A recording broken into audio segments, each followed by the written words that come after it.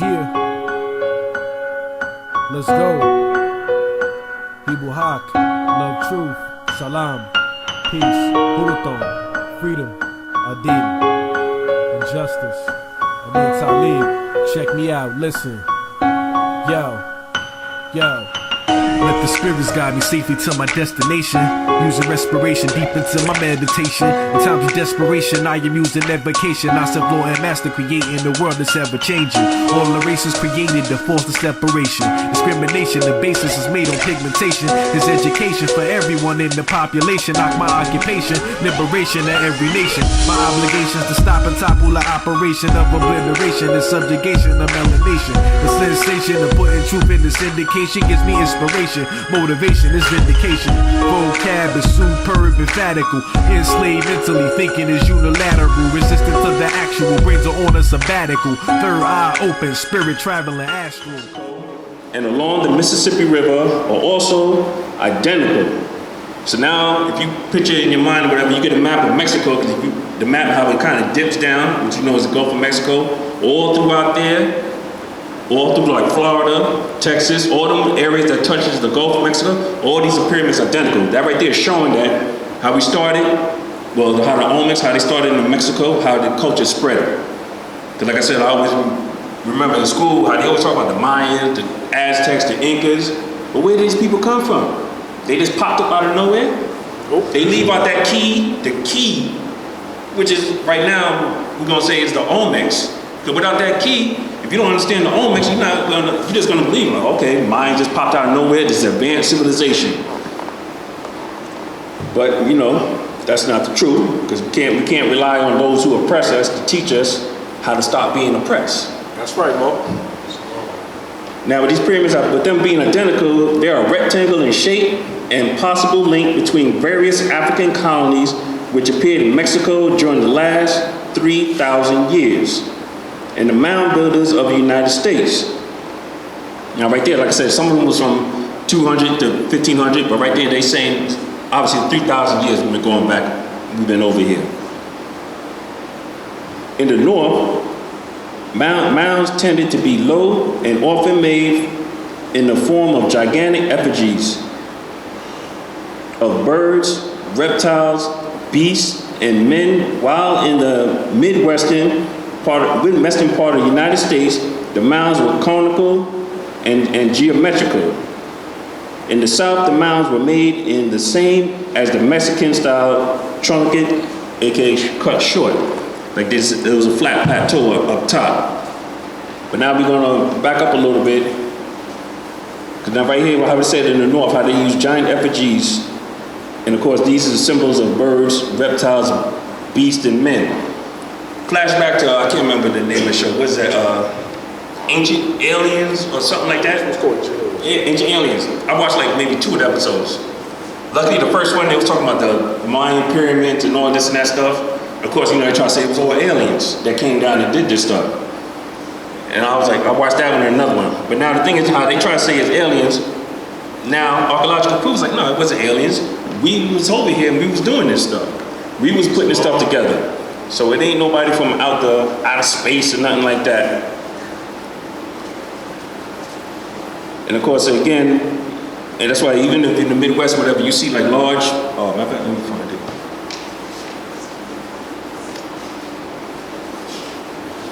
Pardon, I gotta get my stuff together here.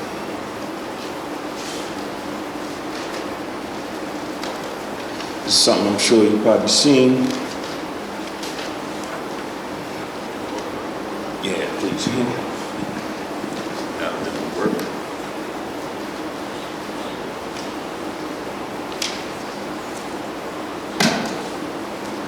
Okay. Now here we go. So one of those I just mentioned how they say it was like a large bird. Here I'm gonna show you the picture. Now this was in Louisiana, and if you read this, this is a great bird mound at so-called Poverty Point. Recognized as the second largest earthen pyramid in North America. The ancient site was a cultural center for the advanced civilization of the Temple Mound / pyramid builders. These inhabitants had direct contact with the mound builders from across the continent later. Later, major communities flourished at Etowah Mounds in Georgia, Sparrow Mounds in Oklahoma, Cahokia, Illinois, and the Black Warrior River Mounds near Moundville, Alabama. The Bird Mound, as it was called by the native, is a large replica of much older mounds found at Watson Break on the Washita. The symbolism has been linked to the Mayan and Olmec cultures of Mexico and Central America. See that right there? This mound, this is like more of like a sketch, but towards the island there's pyramids, aka mounds, and those are really like rows of houses. Just like how we got blocks of houses lined up, those are rows of houses. And this is a place that housed like thousands of people. Slow.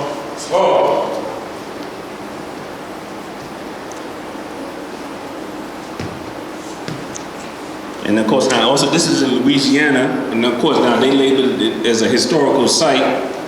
And there's historical sites throughout the Americas, up and down the Americas. Like I said, they mentioned the Cahokia. I hope I'm saying it right. Cahokia, Illinois. It's a large mound that they started building. And they said if you check the diameters of that, it would have been larger than the pyramids in Egypt had they had finished it. And again, mound building. And again, mound builders, it ain't really nothing new because, you know, it talks about building mounds in the Bible. Islam. As what is it? Exodus 20, I think was it Exodus 20 or 23, maybe you get that? I'm going to the top now, just remember that. I think it was Exodus 20, verse 23 to 26. Or was it Exodus 23?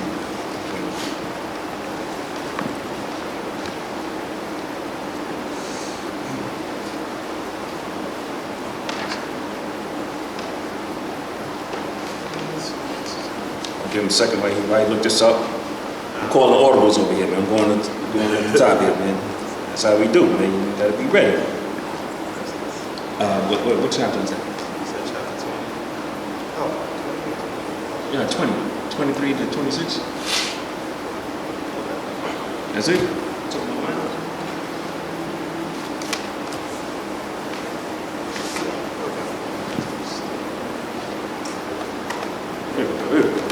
See, I gotta keep a read on his toes, man. I gotta keep him on his toes. Yeah, get me ready. Exodus chapter 20, 23 to 26. Ye shall not make with me gods of silver, neither shall ye make unto you gods of gold. An altar of earth thou shalt make unto me, and shalt sacrifice thereon thy burnt offerings, and thy peace offerings, thy sheep, and thine oxen in all places where I record my name. I will come unto thee, and I will bless thee. And if thou wilt make me an altar of stone, thou shalt not build it of hewn stone. For if thou lift up thy tool upon it, thou hast polluted it. Neither shalt thou go up by steps unto mine altar, that thy nakedness be not discovered thereon. Islam. Now, of course, you know, so you can take that one as face value, but then, of course, you know, we more scientists, we look at it different. We don't just look at things face value, we also look at the spiritual side of it. Now, right there, he's talking about the hewn stone. Pretty much what it said, the hewn stone, you're not supposed to use no tool to build it. What do we call ourselves, man? Our body is a temple, is it not?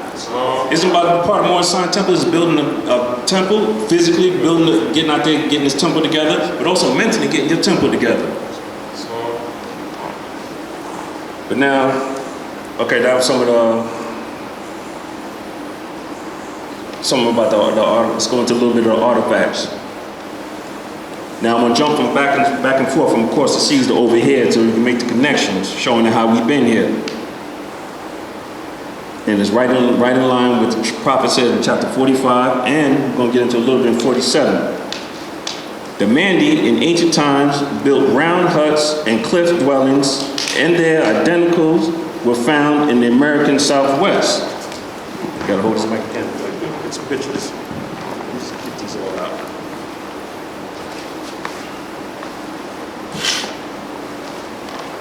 Well, I'm shuffling through papers here, so it'll give y'all an idea of what I'm talking about. But this stuff I went through in the previous demonstration, but I want to have it fresh in your mind. Be mindful, it might not be picking up your voice. Oh, right. But now right here, this is a picture, well, it's a bad copy, but it's a symbol of huts over there in Sudan, African style. And of course, you see the same thing over here in the American Southwest. And of course, the sacred trip.